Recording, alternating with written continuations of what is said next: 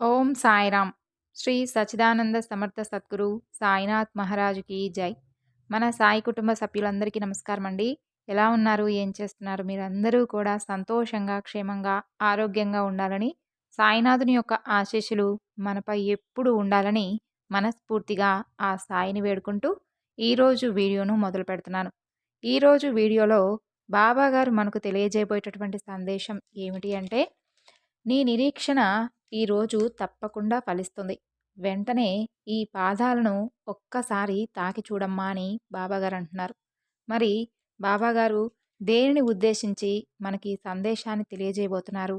అలాగే మనము ఎన్నో రోజులుగా ఎదురు చూస్తున్నటువంటి ఆ నిరీక్షణ ఏమిటో ఫలించబోతుందట. ఆ సందేశంలో ఉన్నటువంటి పరమార్థం ఏమిటో ఇప్పుడైతే తెలుసుకుందామండి. వీడియో కనుక మీకు నచ్చినట్లయితే తప్పకుండా లైక్ చేయండి ఫ్రెండ్స్. అలాగే మొదటిసారి మన ఛానల్ని చూసేవారైతే సబ్స్క్రైబ్ చేసుకోండి. చూడు బిడ్డ, ఎన్నో రోజులుగా నీ నిరీక్షణ ఈ రోజుతో ఫలించబోతుంది. ఇంకా ఎందుకంత దుఃఖిస్తూ కూర్చున్నావు చెప్పు? వెంటనే ఈ సాయి పాదాలను ఒక్కసారి తనివి తీరా తాకి చూడు. నీ మనసులో ఉన్నటువంటి భయాలు, ఆందోళనలు అన్నీ కూడా ఎగిరిపోతాయి. నీ మనసులోని భావాలన్నీ కూడా నేను అర్థం చేసుకోగలను బిడ్డ. నీ గురించి ఎవరు అర్థం చేసుకోకపోయినా నీ బాబాను నేను అర్థం చేసుకోగలను. నీ గురించి పరిపూర్ణంగా నాకు తెలిసినంతగా ఇక ఎవ్వరికీ తెలియదు. ఎందుకంటే నేను నీ సాయిని కదా. అంతులేనంత దుఃఖాన్ని నీలోనే ఎందుకు దాచుకుంటున్నావు? కనీసం నాతో కూడా చెప్పుకోవడం మానేశావు. ఏమైంది బంగారు? నువ్వు చెప్పకపోయినా నీ కదలికల ద్వారా నీ అంతరాత్మలో కొలువు తీరి ఉన్నటువంటి ఈ సాయి దగ్గర కప్పిపుచ్చాలి అని చెప్పి చూస్తున్నావా? పో బాబా, అన్నీ తెలుసు గదా! మరి అన్నీ చూస్తూనే ఉంటున్నావు కదా! మరి ఇంకా ఎందుకు ఆలస్యం చేస్తున్నావు బాబా? చెప్పు. నేను నా కలను సాకారం చేసుకునేటటువంటి రోజు కోసం ఎంతగా ఎదురు చూస్తున్నానో నీకు కూడా తెలుసు కదా!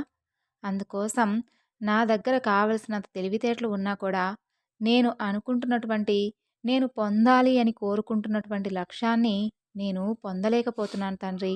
ఎందుకు బాబా? కాలంతో పాటుగా నువ్వు కూడా నన్ను పరీక్షిస్తూ ఉన్నావు. ఇలా నీవు కూడా నన్ను పరీక్షిస్తూ ఉంటే ఇక నేను ఎవరికి చెప్పుకోవాలి చెప్పు? నా చదువు అయింది మొదలు. ఇలా ఎన్ని సంవత్సరాలు నేను నా ప్రయాణం ఇలా సాగించాలి చెప్పు? ఒక్కదాన్నే ఎన్నో రోజులుగా నేను నాకంటూ ఒక మంచి గుర్తింపు ఉండాలి అని నా కోసం వచ్చినటువంటి చిన్న చిన్న అవకాశాలను కూడా వదులుకున్నాను. ఎందుకంటే బాబా, నేను చదివినటువంటి చదువు నాకు ఏదో ఒక రోజున తప్పకుండా నాకొక దారి చూపిస్తుంది అనే నమ్మకం, ధైర్యం నాకున్నాయి కాబట్టి. అలాగే నేను కూడా అందుకు తగినటువంటి ఎంతో శ్రమ చేశాను. నీకు కూడా తెలుసు కదా! అసలు నువ్వు చూడకుండా అయితే ఉండవు కదా బాబా! అన్నీ చూస్తూనే ఉంటున్నావు. నా గురించి అందరికంటే కూడా నీకే ఎక్కువ బాగా తెలుసు. నేనిలా ఎన్ని రోజులని ఎదురు చూడాలి బాబా? సరైనటువంటి అవకాశం కోసం ఎంతకాలమని ఎదురు చూస్తూ ఉండాలి చెప్పు? నన్ను నేను నిరూపించుకునేందుకు నాకు ఒక్కటంటే ఒక్కటి. ఒకే ఒక్క అవకాశాన్నివ్వు బాబా! చాలు.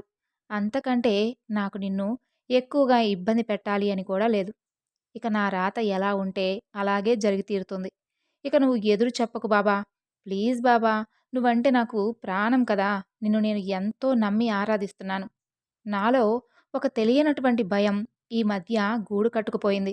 అది ఏమిటో తెలుసా? అయితే అది నీతో చెప్పుకోవాలి అంటే నాకు కొంచెం భయంగా ఉంది.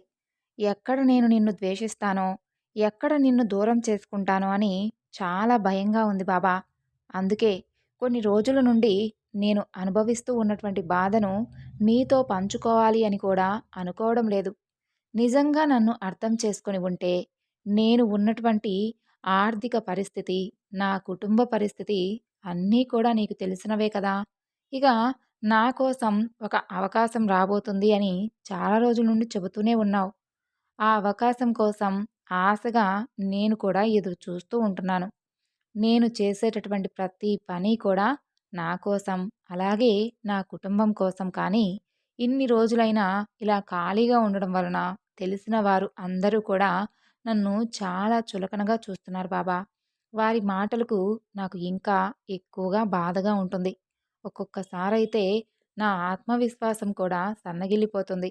దయచేసి ఇంకా నన్ను ఎక్కువగా పరీక్షలు పెట్టకుండా, నేను అనుకుంటున్నటువంటి నా చదువుకు సంబంధించినటువంటి మంచి కంపెనీలో నేను త్వరగా నేను అనుకుంటున్నటువంటి, నేను కలలు కన్నటువంటి నా చదువుకు సంబంధించినటువంటి కంపెనీ నుండి త్వరగా నాకు పిలుపు వచ్చేలా చేయి బాబా!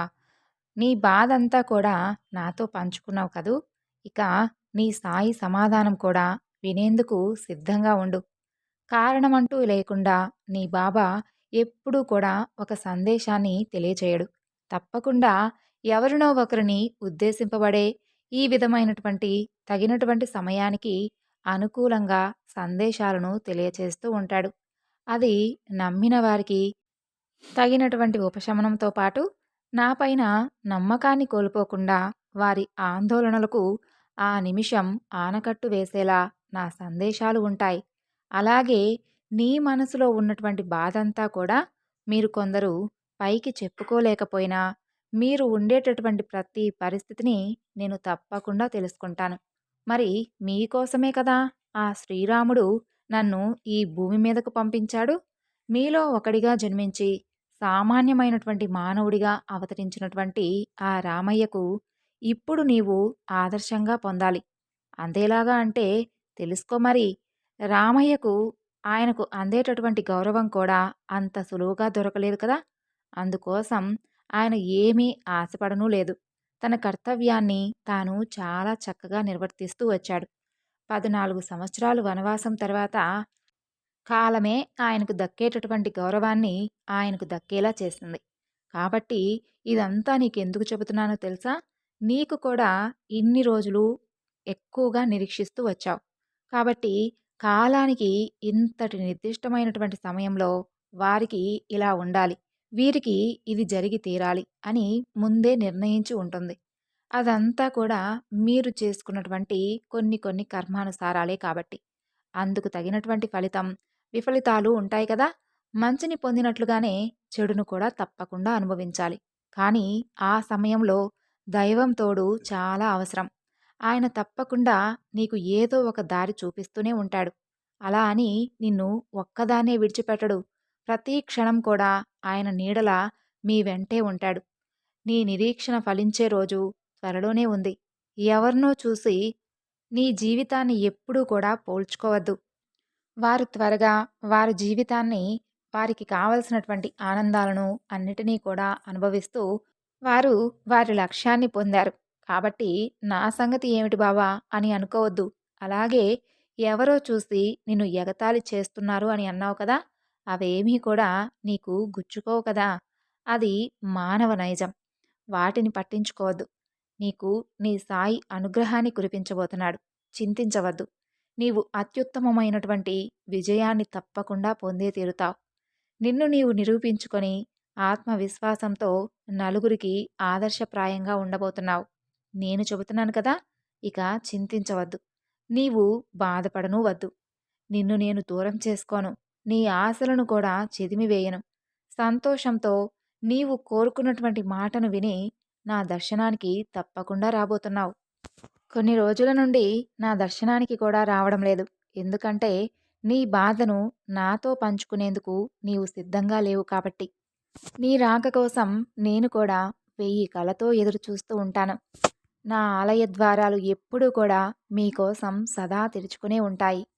నీవు అనుకుంటున్నటువంటి లక్ష్యాన్ని తప్పకుండా పొంది నీకు మనశ్శాంతిని, నీ కుటుంబానికి ఆనందాన్ని కలిగించేటటువంటి రోజులు రాబోతున్నాయి. అలుపంటూ ఎరగకుండా ప్రతిరోజు కూడా బాబా నాకు ఆ అవకాశం కావాలి అని అడిగావు కదా! ఆ అవకాశం తప్పకుండా తలుపు తట్టబోతుంది. వచ్చిన తర్వాత అలుపన్నది లేకుండా ఆనందంగా శ్రమ చేసి ఆదాయాన్ని పెంచుకుని ఆర్థిక సమస్యల నుండి బయటపడు. అలాగే నీ శక్తి కొలది నలుగురికి ఏదో ఒక రూపంగా సహాయాన్ని అందించు. ఆనందంగా ఉండు. సో విన్నారు కదండి ఈరోజు బాబాగారు చెప్పినటువంటి సందేశం. ఈ సందేశం మీ అందరికీ నచ్చింది అనుకుంటున్నాను. అలాగే అర్థమైంది అనుకుంటున్నాను. మరొక చక్కని బాబాగారి సందేశంతో మరలా కలుసుకుందాం. అంతవరకు నమస్కారం. ఓం సాయిరాం. సర్వే జనా సుఖినో భవంతు.